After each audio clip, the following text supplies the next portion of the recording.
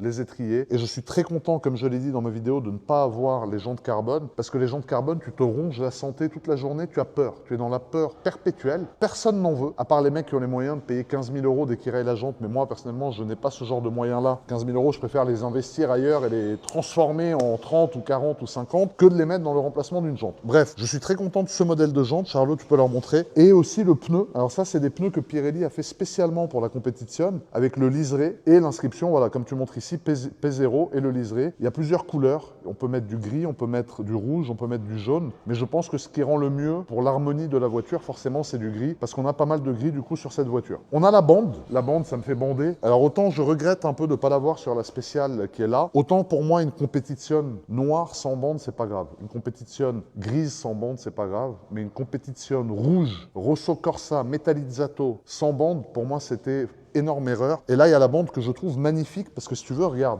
tu as cette coupure-là, déjà toute cette plaque de carbone, je trouve ça tout simplement sublime. Et tu as cette coupure en fait où la bande disparaît et réapparaît. Et pour moi, ce qui rend aussi la compète vraiment unique, on va passer derrière, on va le montrer rapidement, Carlos, parce que j'ai déjà fait après tout la vidéo de présentation, c'est ça. Cite-moi une Ferrari qui a la malle arrière comme ça complète, qui n'est pas vitrée, qui est peinte. Il n'y en a pas dans l'histoire de Ferrari. Est-ce que tu en as déjà vu? Très ancienne ou des voitures de course. Mais sinon, ça n'existe pas parce qu'il faut une caméra. Du coup. Donc ça, à l'époque, ça ne pouvait pas. Et c'est la seule Ferrari homologuée route qui a la malle arrière close avec la bande. Du coup, regarde la beauté. Parce que normalement, la bande, si tu regardes sur la Pista ou sur celle-là, bah, la bande, tu vois, elle disparaît. Entre ici et là, il n'y a plus de bande parce qu'il y a une vitre. Ici, tu as la bande qui va jusqu'à l'arrière, tu vois. Et ça, je trouve ça magnifique. Et ça, là, les ailettes, c'est exceptionnel. J'adore aussi le fait que la caméra, le rétroviseur central, pardon, soit une caméra. C'est pas très précis quand tu fais une manœuvre. Ne te fie pas à ça parce que tu vas arracher tout l'arrière de la voiture. Et arracher l'arrière de cette voiture, ça coûte cher. Parce que regarde-moi ce beau ducktail que tu as ici, qui est tout simplement magnifique. Et ce diffuseur en carbone, frérot, on dirait un dos de dos argenté, frérot. T'as vu? Le fait que la carrosserie vienne cacher un peu le bloc optique d'origine, je trouve ça sublime. Parce que ça fait une petite coupure en haut, en bas, ça fait 2 arcs de cercle, du coup. C'est vrai que c'est beau. Alors après, je pense que ce qui est important, Charles, au lieu de parler, c'est surtout de la démarrer. Tu peux rester devant, parce que t'inquiète pas que tu sois devant ou derrière, tu risques de l'entendre. Je vous rappelle, voilà, on est sur une voiture, si tu veux, une vraie voiture. Il n'y a pas d'hybridation. Le pot d'échappement, à mon avis, tout le quota CO2 que Ferrari avait, ils l'ont mis sur cette voiture, parce qu'elle fait un bordel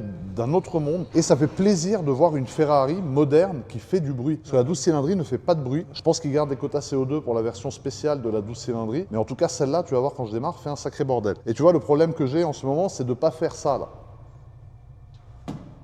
Voilà. Mais ça m'arrive tout le temps, donc je le fais. Cette voiture est protégée par un Expel complet, cette voiture est protégée par un Expel complet. Donc normalement, ça va. Mais c'est vrai que des deux côtés, c'est relou de taper un peu, tu vois. J'avais pas ce genre de souci il y a 10 ans. Ah, regarde, moi, écoute-moi ça, Carlos. Moi, c'est ça que j'aime dans cette voiture, c'est sa sonorité qui est exceptionnelle.